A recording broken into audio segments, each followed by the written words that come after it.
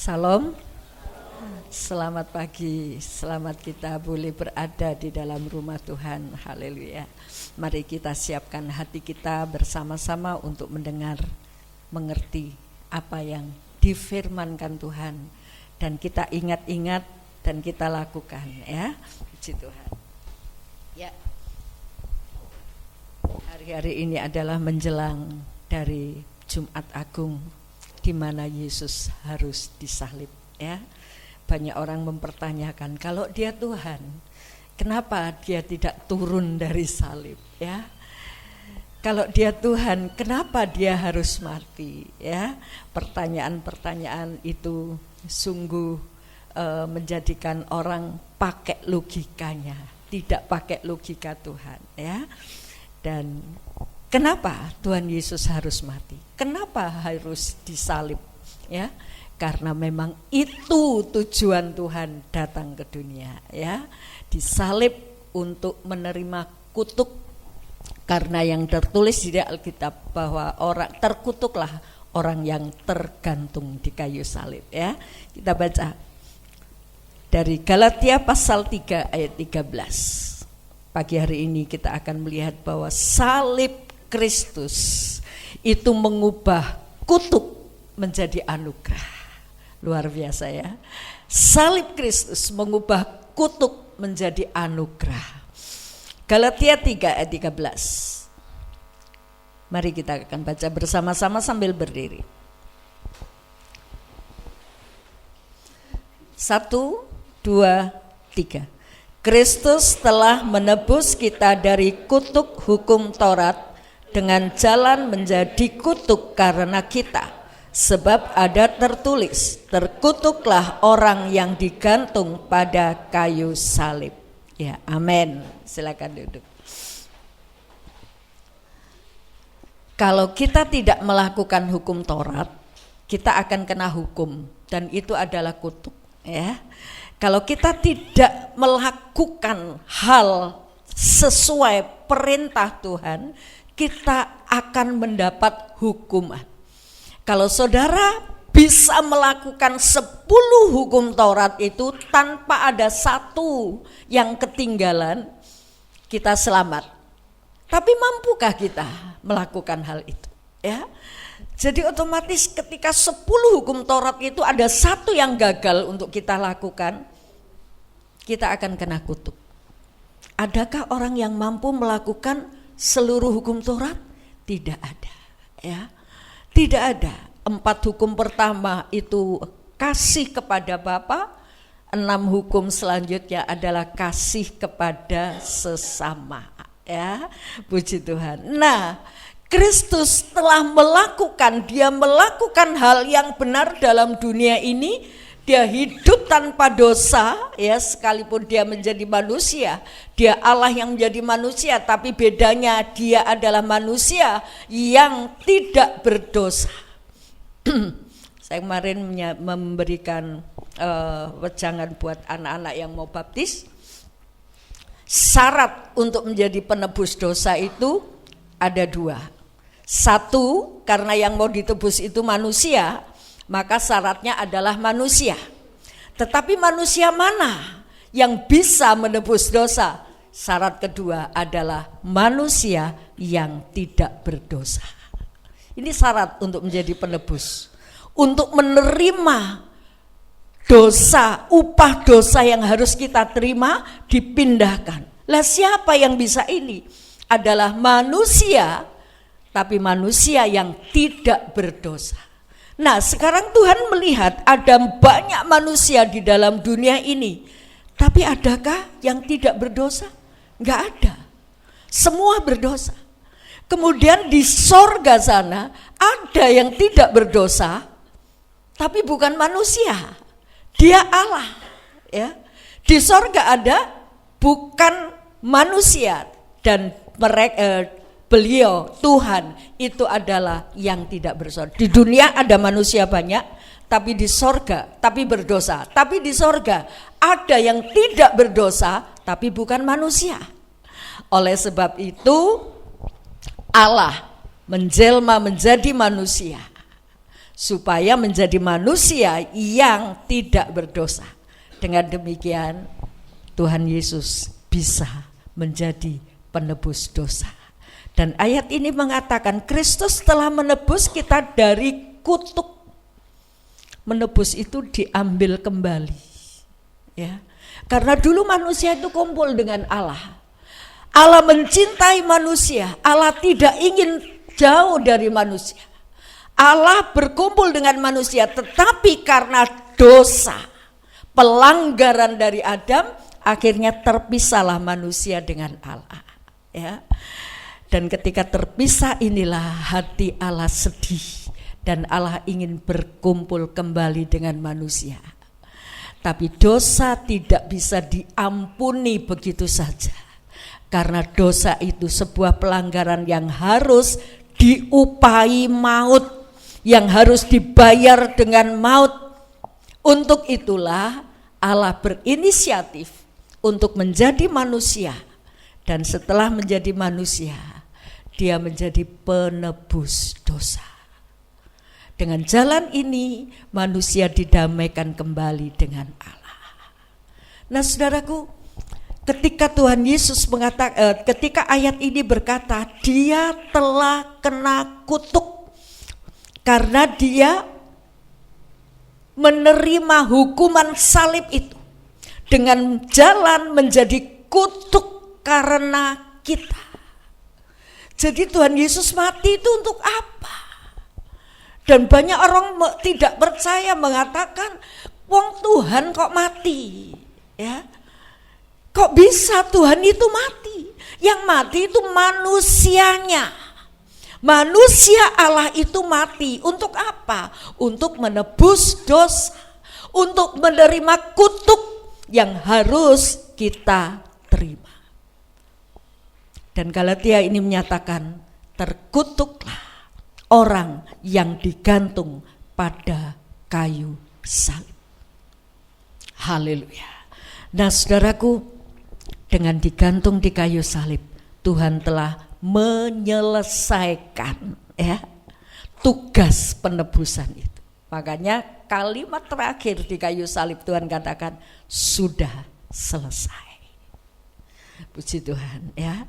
Tuhan sudah menyelesaikan karya penebusan ini agar saudara yang tadinya kena kutuk, kutuknya sudah diterima oleh Tuhan Yesus. Dan saudara sekarang berubah menerima anugerah, ya.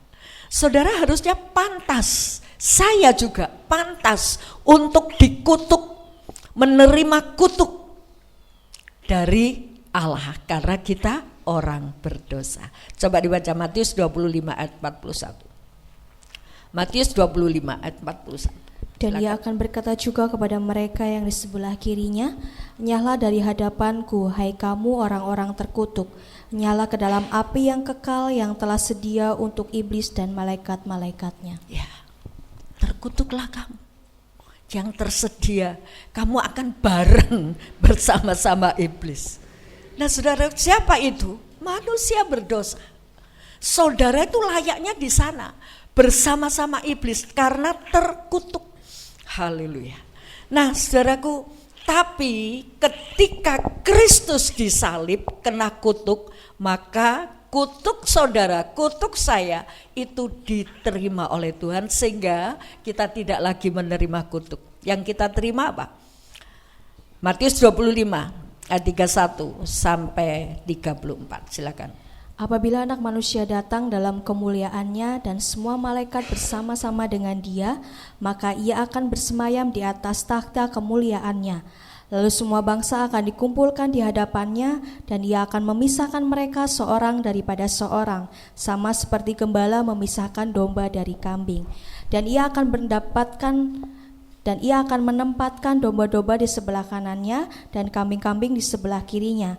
Dan raja itu akan berkata kepada mereka yang di sebelah kanannya, mari, hai kamu yang diberkati oleh Bapa-Ku, terimalah kerajaan yang telah disediakan bagimu sejak dunia dijadikan.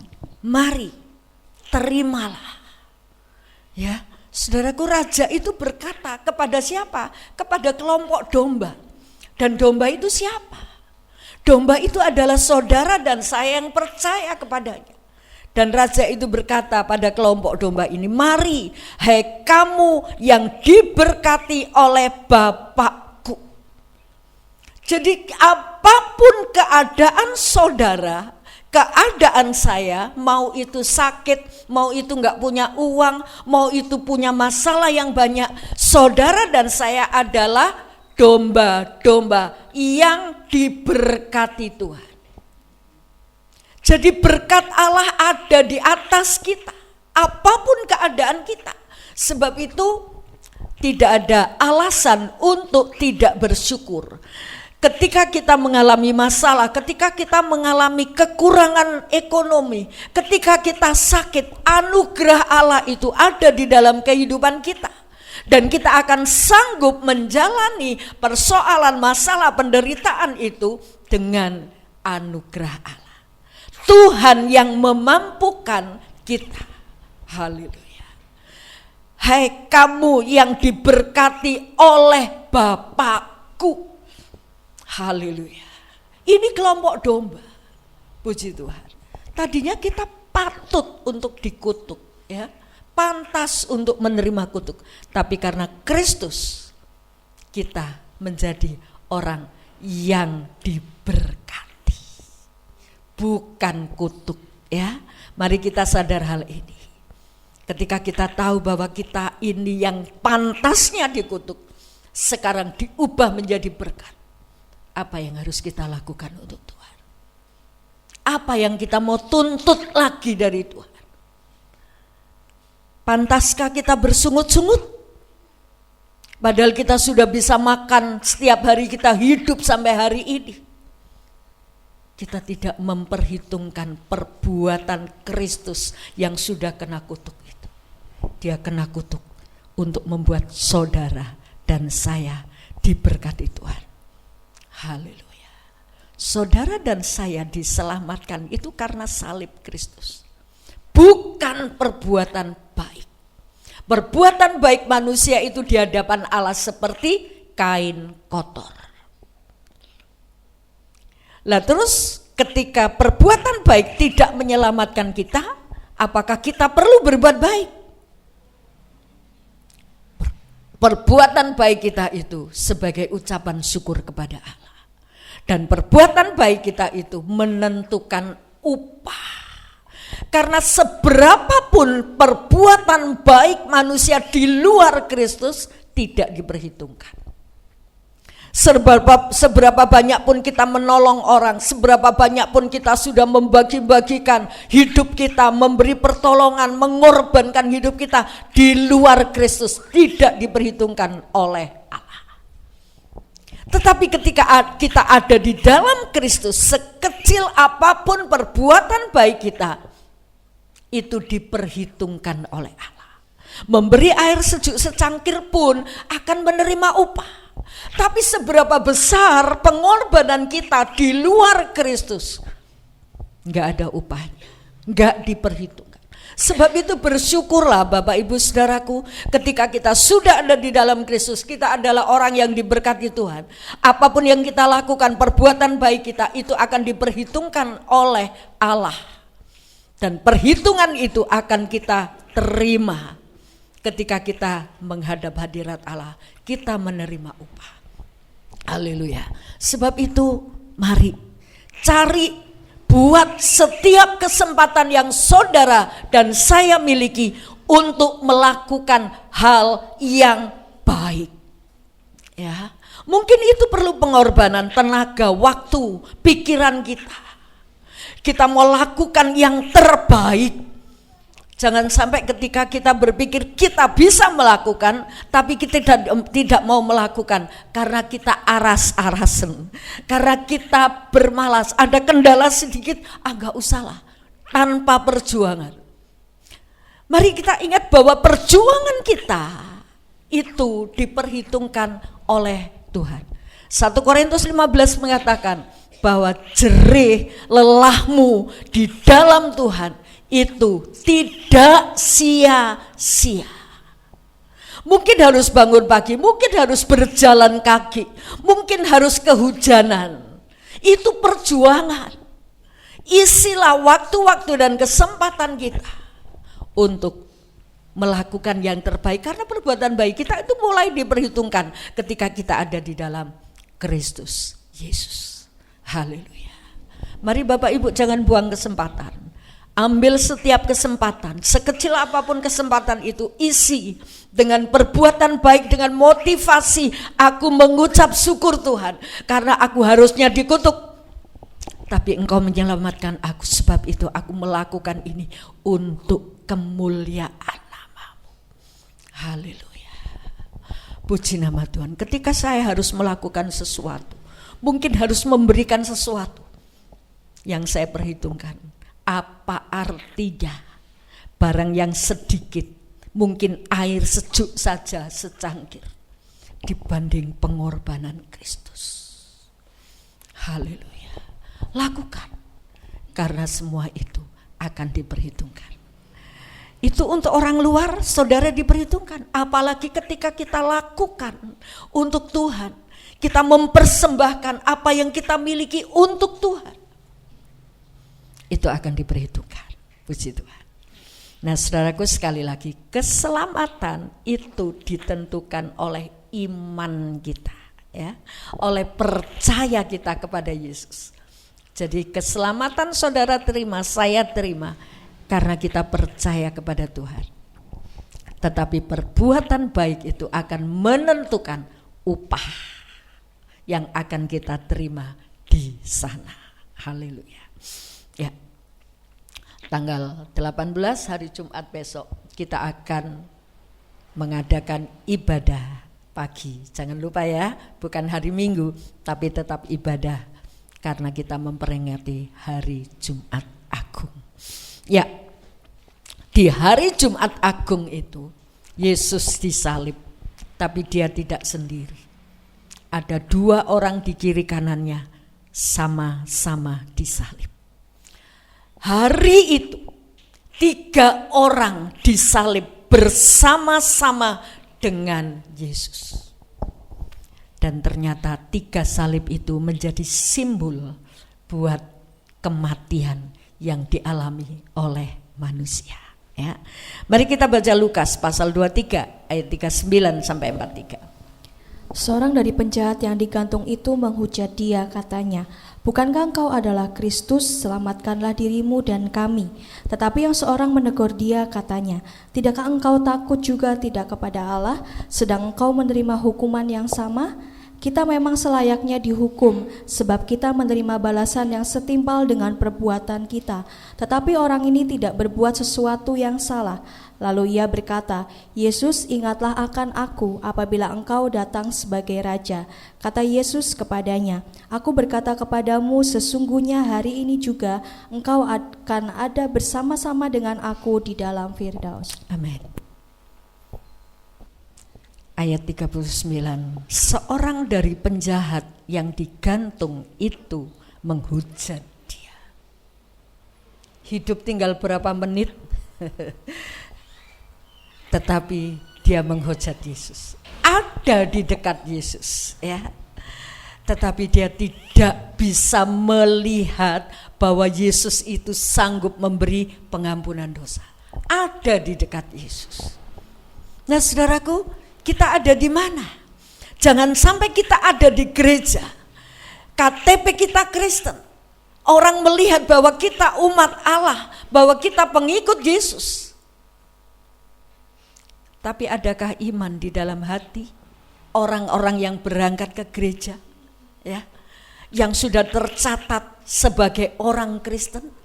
Banyak orang Kristen yang tidak percaya, banyak orang Kristen yang tidak beriman kepada Yesus karena melakukan atau menjadi orang Kristen karena mengikuti agama.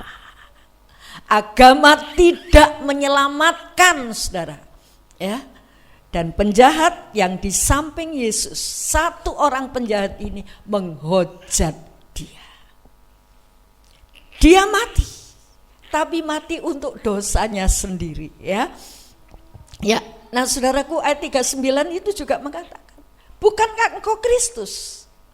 Selamatkan diri kami, ya. Bukankah engkau adalah Kristus? Selamatkanlah dirimu dan kami. Nah, orang ini tidak percaya. Kristus kok mati, ya. Tuhan kok mati, ya. Coba kalau engkau Tuhan, selamatkan dirimu, selamatkan kami juga dong, ya. Kalau engkau Kristus. Haleluya. Nah, saudaraku, jangan sampai kita ke gereja, kita ada di dekat salib Yesus, tapi kita tidak beriman. Ada apa-apa sedikit menggerutu, ada apa-apa sedikit bersungut-sungut, ya, menuntut Tuhan, aku kok begini, Tuhan aku kok begitu, ya. Lupa kalau penyaliban Yesus itu untuk menggantikan kutuk kita. Lebih baik kita menderita sedikit di dunia ini, tapi akhirnya kita menerima hidup yang kekal. Kalau kita tidak terima hidup yang kekal, kita akan binasa kekal. Mari kita canangkan itu dalam pikiran kita. Ucapan terima kasih, perjuangan kita akan tidak eman-eman dengan perjuangan kita, dengan pengorbanan kita, karena kita tahu kita sudah menerima hidup yang kekal itu. Haleluya. Puji Tuhan. Nah, salib yang pertama adalah salib dari orang yang tidak percaya ini. Salib yang mengolok, kematian orang yang mengolok-ngolok Tuhan Yesus. Dan ini simbol dari kematian orang yang mati dalam dosanya. Mati dalam dosa. Ini untuk yang kedua, ya. Mati dalam dosa. Haleluya. Ini orang salib yang tidak percaya. Simbol yang kedua, ya. Simbol yang kedua, tolong itu. Nah, simbol yang pertama adalah salib Kristus itu sendiri, ya. Salib Kristus itu sendiri. Kita melihat ayat 42. Lalu ia berkata, Yesus, ingatlah aku apabila engkau datang sebagai raja. Kata Yesus kepadanya, aku berkata kepadamu, sesungguhnya hari ini juga engkau akan ada bersama-sama dengan aku di dalam Firdaus. Salib Kristus, ini salib yang pertama, dia mati untuk dosa manusia. Sebab itu orang yang disalib sebelahnya lagi, yang percaya Yesus, kalau engkau sudah sampai di sorga, engkau datang sebagai raja, jangan lupa dengan aku. Untuk bilang jangan lupa saja, karena dia sudah mempercayai ini bukan orang mati biasa, ya. Ini orang yang Yesus Kristus sebagai Mesias, dan dia yakin bahwa dia akan masuk di dalam kekekalan surga. Sebab itu dia minta, kalau engkau sudah sampai di sana, jangan lupa saya, ya.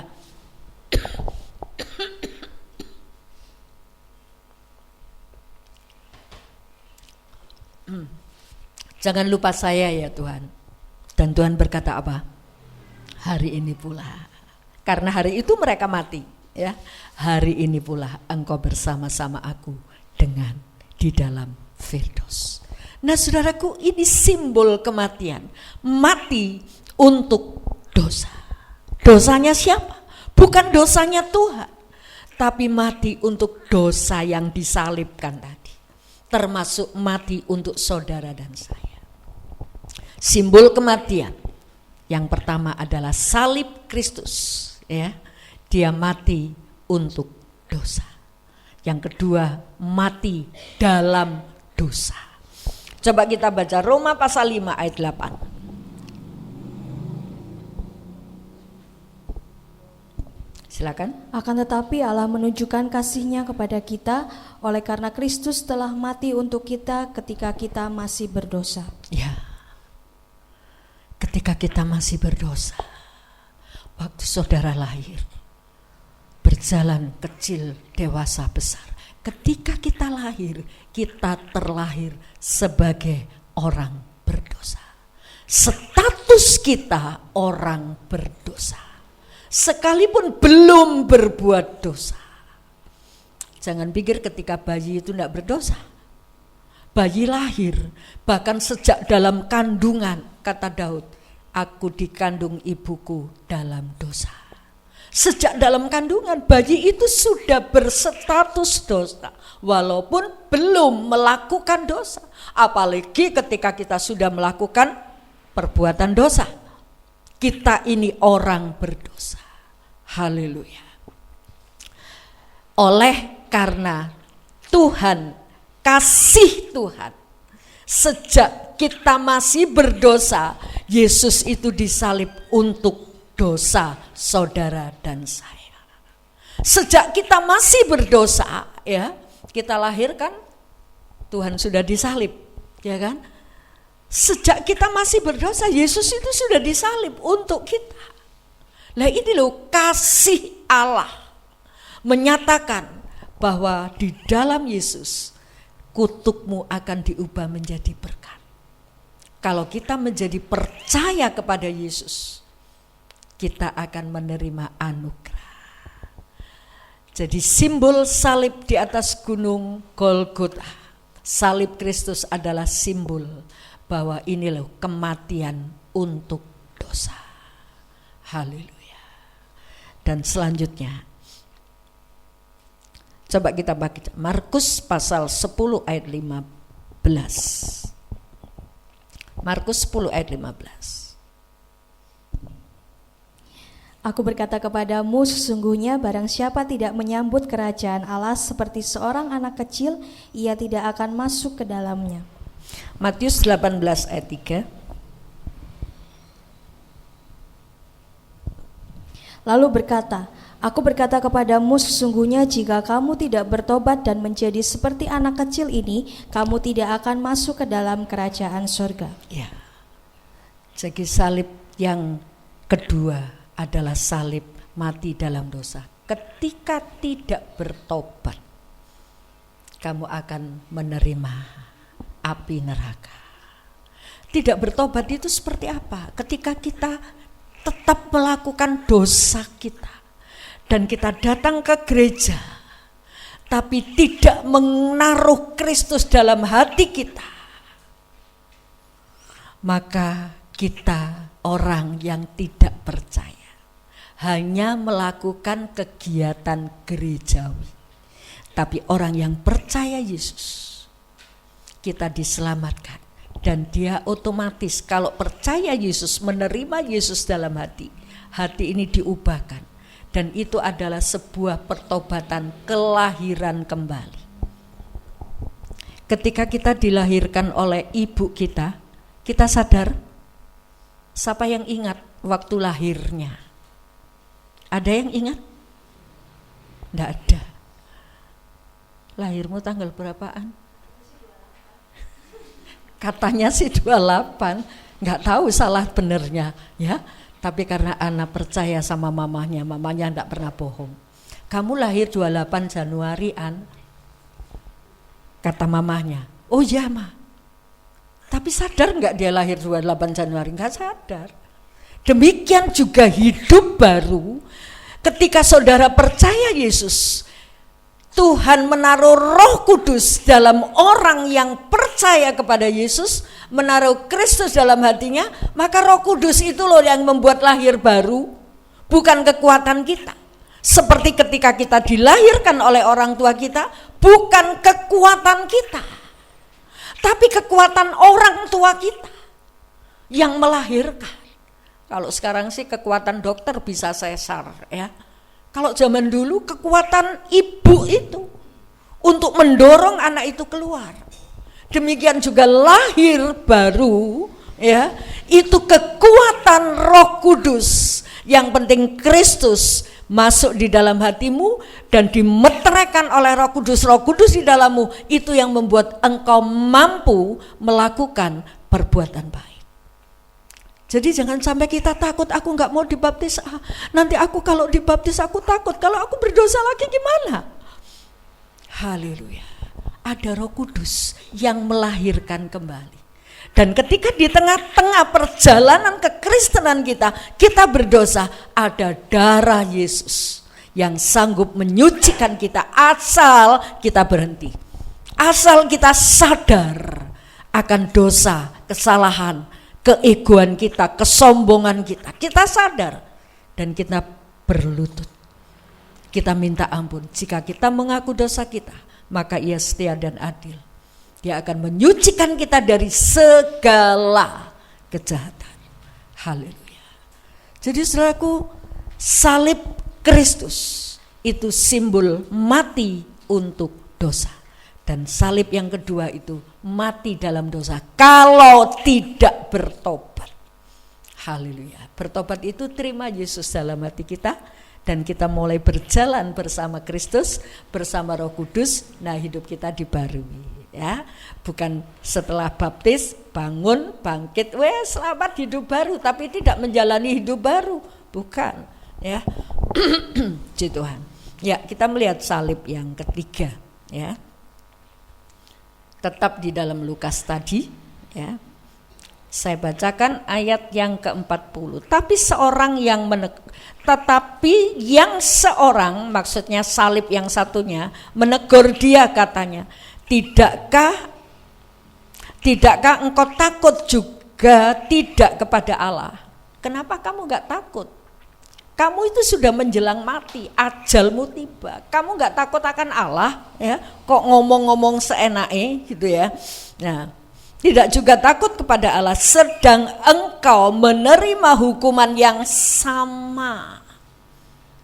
Jadi penjahat yang di sisi satunya itu ngolok-ngolok penjahat yang satunya yang menghujat Tuhan tadi. Kita memang selayaknya dihukum sebab kita menerima balasan yang setimpal dengan perbuatan kita. Tetapi orang ini tidak berbuat sesuatu yang salah. Matanya beda, cara melihat beda. Penjahat yang satu melihat Kristus, Tuhan kok mati di salib. Kalau engkau Tuhan, coba selamatkan dirimu. Selamatkan saya juga dong. Ternyata dia juga butuh keselamatan itu. Tapi penjahat satunya, tidakkah engkau sadar? Engkau mati dan kita menerima hukuman itu setimpal. Tetapi orang ini, dia tidak melakukan yang salah. Mata dari penjahat yang satu ini melihat Yesus, dia tidak layak untuk dihukum mati karena dia tidak melakukan kesalahan. Mungkin ketika diadili dia juga pernah mendengar, ya, diadili bahwa Pilatus tidak menemukan kesalahan yang pantas untuk diberi hukuman mati. Hakim melihat tidak ada kesalahan, tapi kenapa terus dijalankan? Kadang-kadang menjadi sebuah pertanyaan. Orang yang tidak bersalah bisa menerima hukuman, tapi orang yang salah bisa dibebaskan. Itu pun berlaku sampai segala zaman, ya. Orang yang tidak bersalah bisa dihukum, orang yang bersalah bisa dibebaskan. Termasuk Tuhan Yesus. Dia tidak didapati kesalahan, tapi dia harus menerima hukuman salib. Tapi hal ini dilakukan oleh Tuhan karena memang ini tujuannya. Tidak ada orang yang bisa membela dia. Tidak ada orang yang mengatakan ini benar, membela. Tapi Tuhan diam sebagai domba yang keluh. Walaupun dia tidak salah, dianggap salah, bahkan dijatuhi, divonis mati, dia tetap diam. Karena memang itu tujuannya. Memang dia harus mati. Kalau dia tidak mati, saudara dan saya tidak selamat, ya. Puji Tuhan. Nah, penjahat ini berkata, kita memang selayaknya dihukum, tetapi orang ini tidak berbuat salah. Lalu ia berkata, Yesus, ingatlah aku apabila engkau datang sebagai raja. Jadi iman orang yang disalib ini, dia melihat orang yang tidak bersalah, inilah Yesus.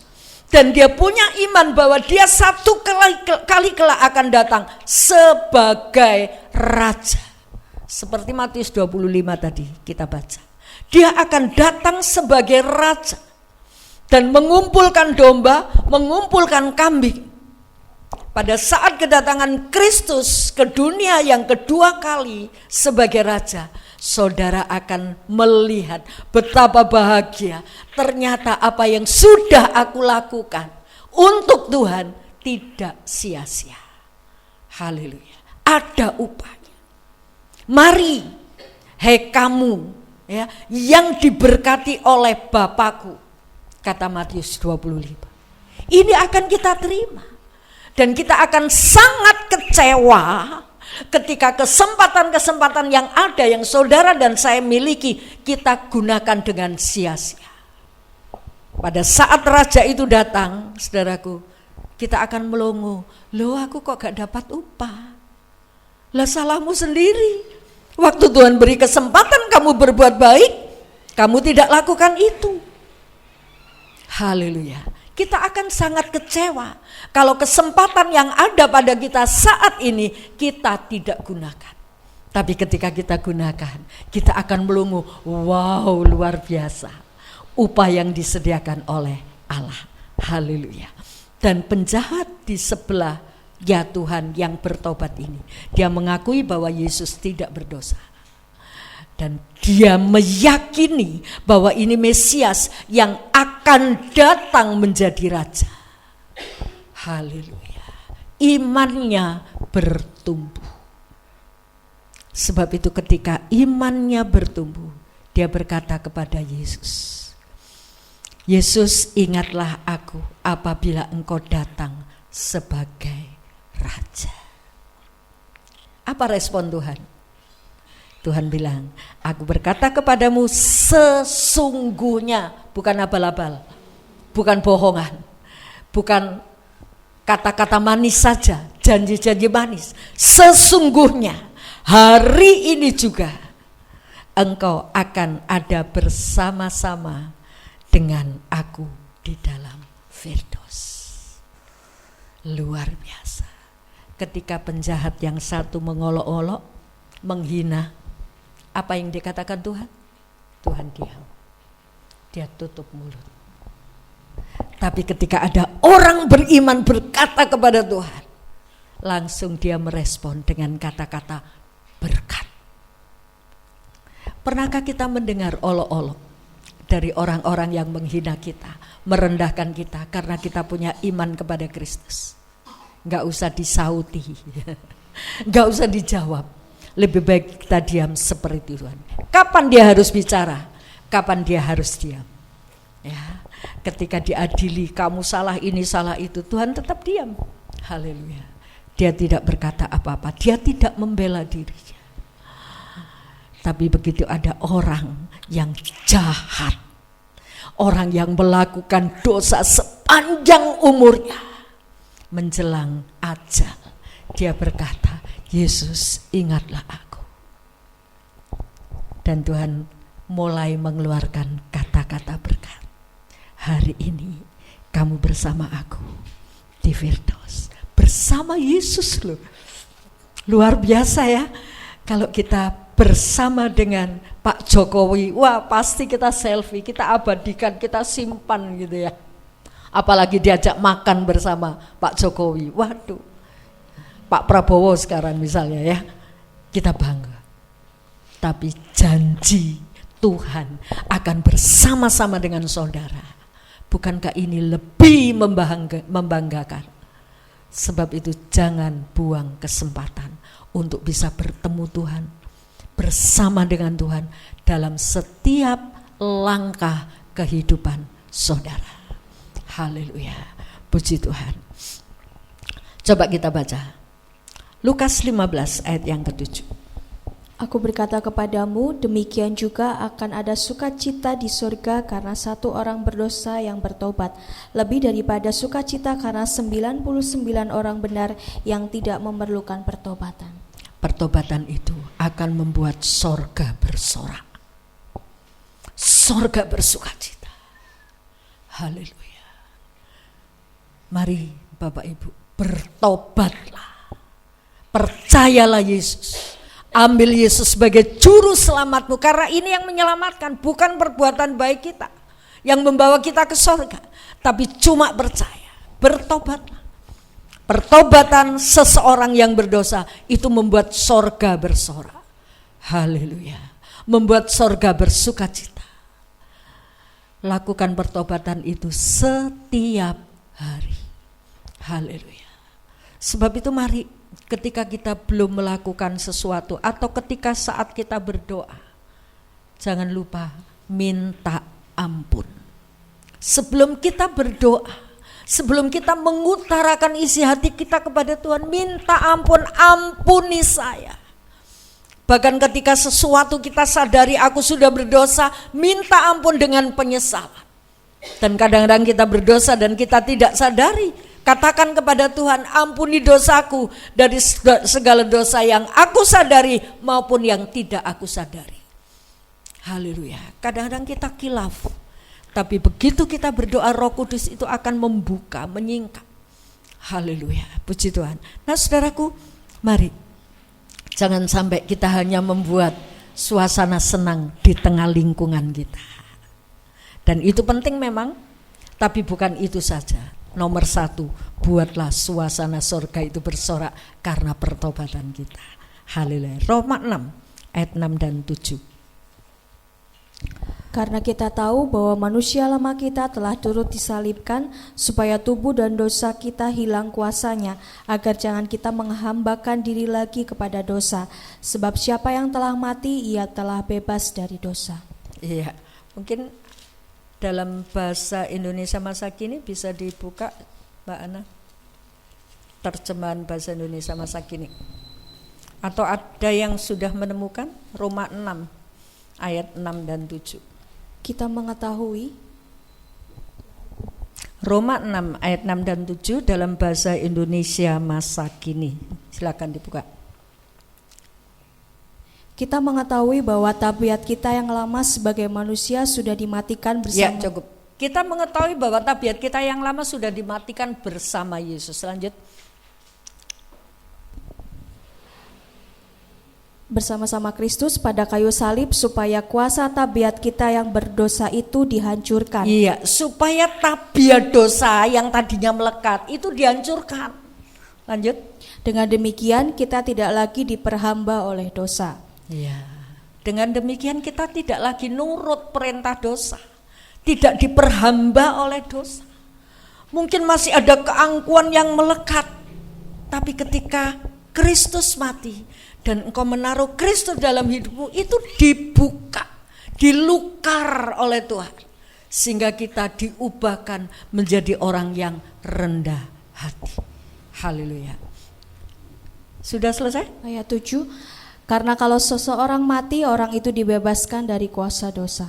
Kalau orang mati, orang itu dibebaskan dari kuasa dosa. Maksudnya mati dari dosa, mati dari kehidupan lama. Jadi yang hidup itu kehidupan baru. Dosa itu sudah tidak bergerak lagi pada kita. Kita sudah mati, tinggalkan dosa. Mati itu terpisah artinya ya.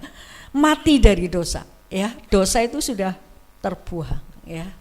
Haleluya. Ini penjahat yang ketiga. Dia mati terhadap dosa. Dan ini adalah gambaran kehidupan saudara dan saya. Sebab itu ambil keputusan. Jangan mati di dalam dosa, tapi mati terhadap dosa. Jangan mati di dalam dosa. Kalau kita mati dalam dosa, kita tidak bertobat, efeknya adalah kebinasaan kekal. Tapi kita mau mati terhadap dosa. Tinggalkan dosa. Dan kita akan memiliki hidup yang kekal itu. Haleluya. Caranya mati terhadap dosa, terimalah Yesus sebagai Tuhan dan Juru Selamatmu di dalam hatimu. Izinkan Dia memimpin hidupmu. Memimpin itu kasih tahu, ayo belok sini, ayo belok kanan, belok maju ke depan. Sekalipun jalannya terjal, loh Tuhan kok di situ? Nurut. Dia yang memimpin. Jangan hanya datang menjadi orang Kristen tapi tidak mau dipimpin oleh Tuhan, ya.